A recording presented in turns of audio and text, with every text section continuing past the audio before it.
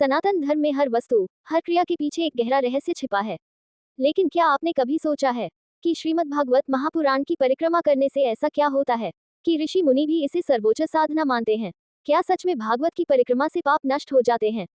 क्या इससे जीवन के कष्ट समाप्त हो सकते हैं? आज हम इसी रहस्य को जानेंगे, एक कथा के माध्यम से। बहुत समय पहले एक छोटा सा गांव था। उस गांव में एक गरीब ब्राह्मण रहता था, जिसका नाम था हरिदास। हरिदास बहुत धार्मिक था, लेकिन उसका जीवन कष्टों से भरा था।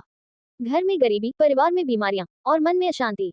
एक दिन वह बहुत दुखी होकर मंदिर गया और भगवान श्री कृष्ण से प्रार्थना करने लगा। हे प्रभु, मैंने आपकी इतनी भक्ति की, फिर भी मेरे जीवन में सुख क्यों नहीं है? संत ने मुस्कुराकर कहा, बेटा, तुम भक्ति तो करते हो, लेकिन तुम्हारी भक्ति में पूर्ण समर्पण नहीं है। हरिदास ने पूछा, गुरुदेव, मैं क्या करूं? संत बोले, रोज श्रीमद् भागवत महापुराण की परिक्रमा करो, पूरी श्रद्धा और विश्वास के साथ। हरिदास को ये बात थोड़ी अजीब लगी। सिर्फ परिक्रमा करने से क्या होगा? संत बोले, यह कोई साधारण पुस्तक नहीं है, ये स्वयं भगवान श्री कृष्ण का साक्षात स्वरूप है।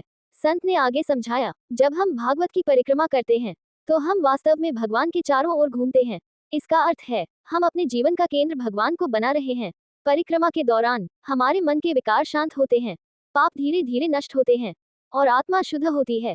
संत बोले, जैसे पृथ्वी सूर्य के चारों ओर घूमती है, वैसे ही जब तुम भगवान के चारों ओर घूमते हो, तो तुम्हारा जीवन भी संतुलित हो जाता है। हरिदास ने संत की बात मान ली। वह रोज सुबह उठकर श्रद्धा से भागवत की परिक्रमा करने लगा। पहले दिन कुछ खास महसूस नहीं हुआ, लेकिन कुछ दिनों बाद उसका मन शांत होने लगा। घर का वातावरण बदलने लगा और धीरे धीरे उसकी समस्याएं कम होने लगी। एक दिन अचानक उसके घर में धन का आगमन हुआ, बीमारियां दूर हो गईं और उसका जीवन सुखमय हो गया। हरिदास समझ गया, ये सब भागवत की परिक्रमा का ही प्रभाव है। असल में भागवत की परिक्रमा का मतलब सिर्फ घूमना नहीं है, यह एक संकेत है अपने अहंकार को छोड़ने का, भगवान को अपने जीवन का केंद्र बनाने का और पूरी तरह समर्पण करने का। जब हम श्रद्धा से परिक्रमा करते हैं, तो हमारा मन भगवान में लग जाता है और वहीं से जीवन में परिवर्तन शुरू होता है। तो दोस्तों, अगर आप भी अपने जीवन में शांति, सुख और समृद्धि चाहते हैं, तो रोज कुछ समय निकालकर श्रीमद्भागवत महापुराण की परिक्रमा जरूर करें, क्योंकि यह सिर्फ एक क्रिया नहीं, ये भगवान तक पहुंचने का एक सरल और प्रभावशाली मार्ग है। अगर आपको ये कथा पसंद आए हो, तो वीडियो को लाइक करें, शेयर करें और ऐसे ही अद्भुत रहस्यों को जानने के लिए चैनल को सब्सक्राइब जरूर करें।